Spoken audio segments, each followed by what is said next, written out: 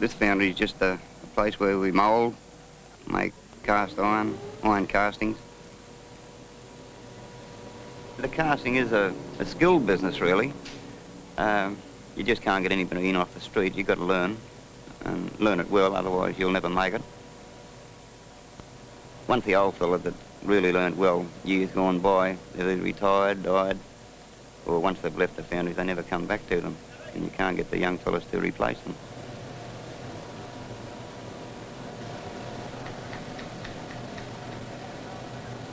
Well, this foundry's been operating probably 72 years or more.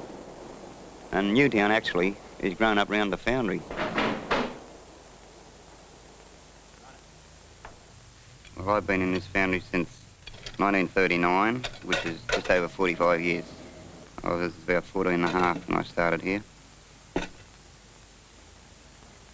Working on the floor, making the loose patterns is a lot more interesting than working on the machine. On the floor you get a variety of jobs, and it's a lot more interesting when you've got a mould that way. This bracket here that I'm making is made from an old iron pattern from an original piece which was made in iron, well, probably many years ago. Taken off a brand for a breakage or a repair work. And there's more joint work in it, where you've got to maybe cut the mould in half. The snapbox it's made in two halves, a bottom and a top half. The pattern goes in between. What they do is they ram the bottom half of the mould first, put on a board, roll it over, then ram the top half of the mould.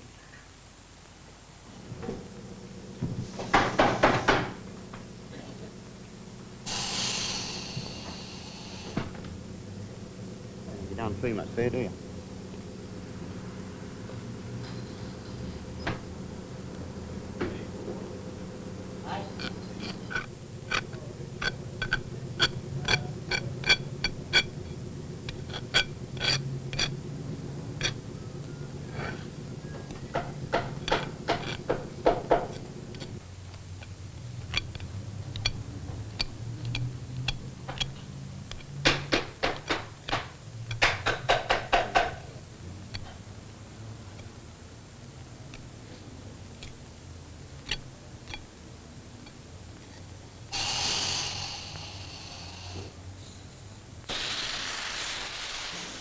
We use a hose or an air hose to clean off the excess sand, so we can put the parting powder on to get a good lift.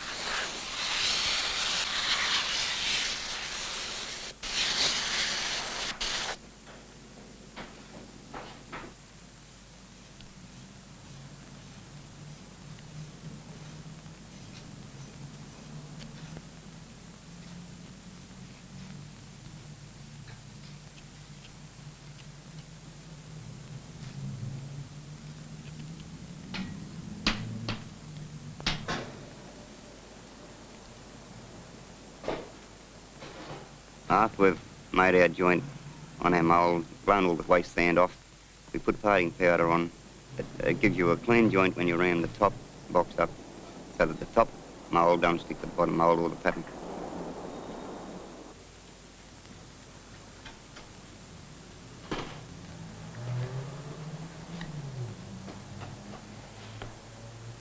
Well, we have a facing sand to go next to the pattern. That's made of bentonite, sea sand, our backup sand.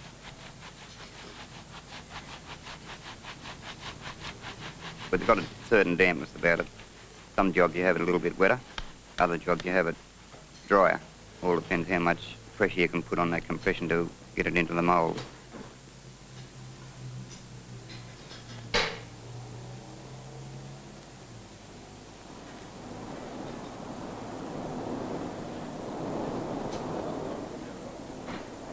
Once we've got our mould covered with the facing sand, we use backup sand, which is mainly made up of loam, coal dust.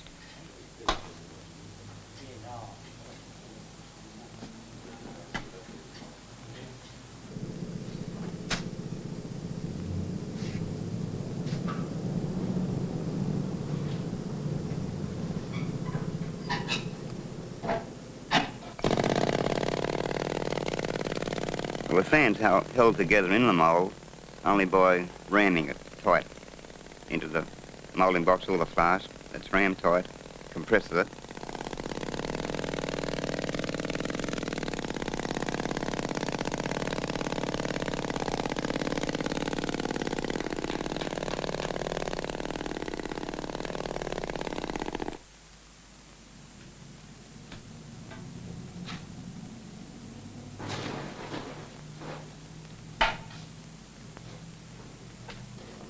In this iron bracket, if you don't get a good lift, leaves parts of the sand, instead of coming up, stay in the mould.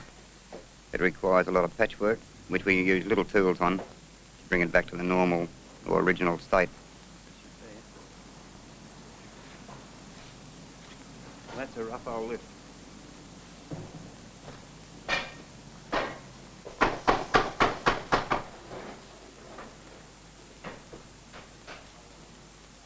With this bracket casting we're making, if the bottom half, when we lift that out, if it pulls the edges up, we use what we call a swab, which is only a bit of water, a bit of rag. We run around the edges of the casting, which puts the edge back into place. Then we use a tool just to flatten it out again and bring it back to the original shape.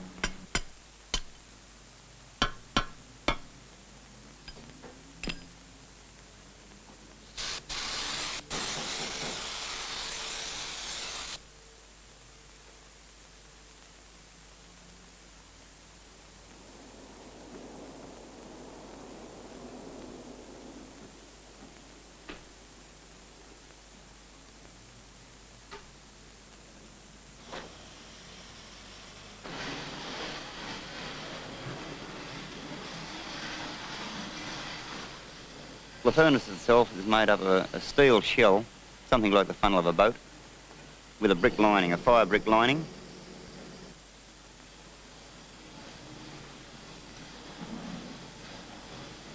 When we drop the bottom, all the inside comes out. Sometimes it's got to be poked to bring all the excess out of the furnace, so it'll be ready for the next morning. The next morning, they have to clean all that rubbish out from underneath, the coke, bits of metal, slag, all that. Then they have to get up inside it, chip all the excess away from the walls.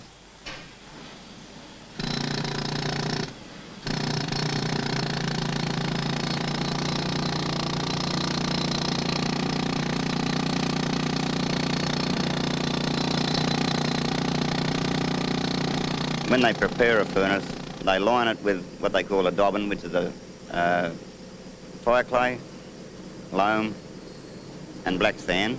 Mix it all together into or mud, not too wet.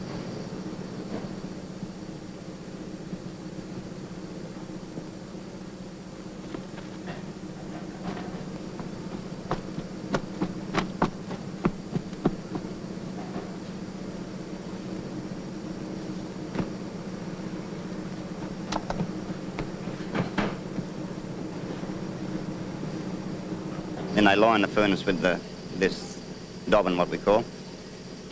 Let that set, and it's all ready to put the bottom in the furnace and build up again.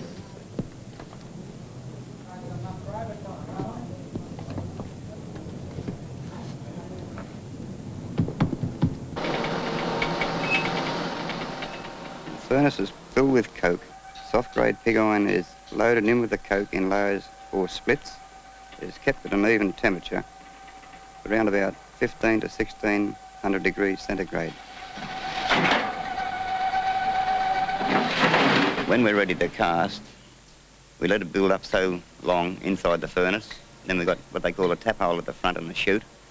We pull that plug out, fork sometimes they call it, let it run down into a big bogey. The contents of the big bogey ladle would hold about 250 pounds. Yeah, you've got to have a bit of weight behind you to turn that ladle so they can pour into the little ladle. You need a little bit of manpower behind it.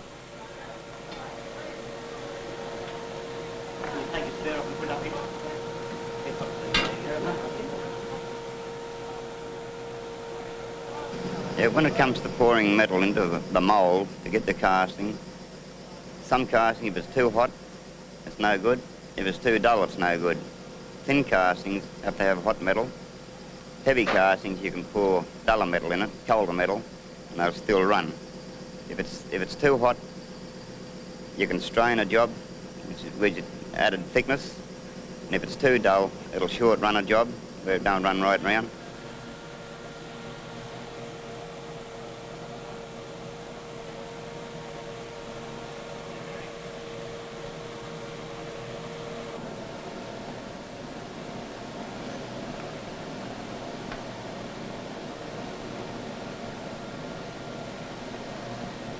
We use fire clay and what they call yellow loam. So we mix it to a certain dampness so that it'll hold together on what they call a bot stick.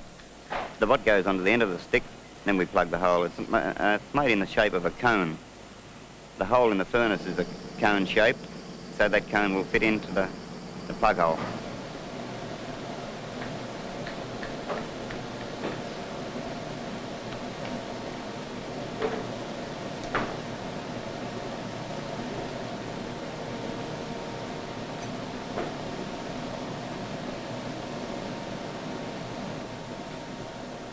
There's a lot of things in the pouring. We've got a good idea of how much the mould will weigh, or the casting will weigh, which allows us to pull up our pour, stop our pour just at the right time.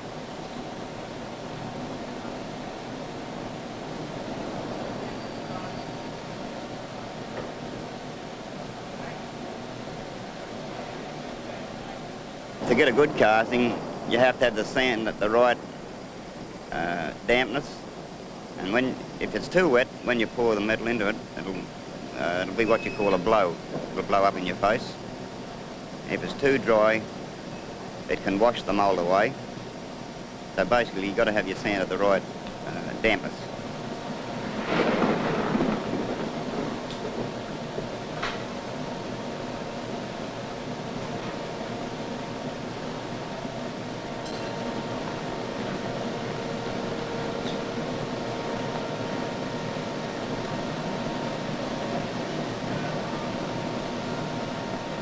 Carrying the metal for the moulds, it's a pretty hectic job, heavy job, hot job. Lose a bit of weight doing it, sweat a lot. You've got to get a rhythm to carry the ladle along. If you frighten a metal, it's no good carrying a ladle because you'll spill it everywhere. So you can't be frightened of it.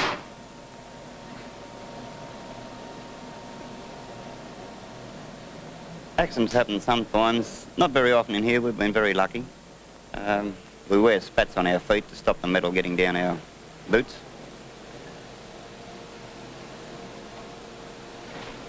So I suppose I'm pretty proud of it. It's a skill.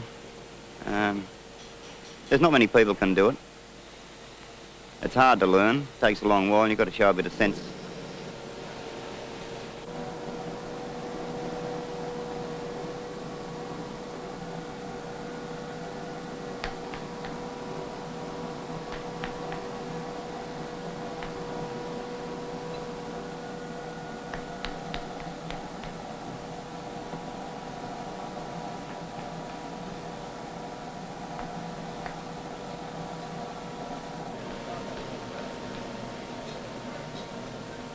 After the mould is poured, we let it settle for a while to cool, to set.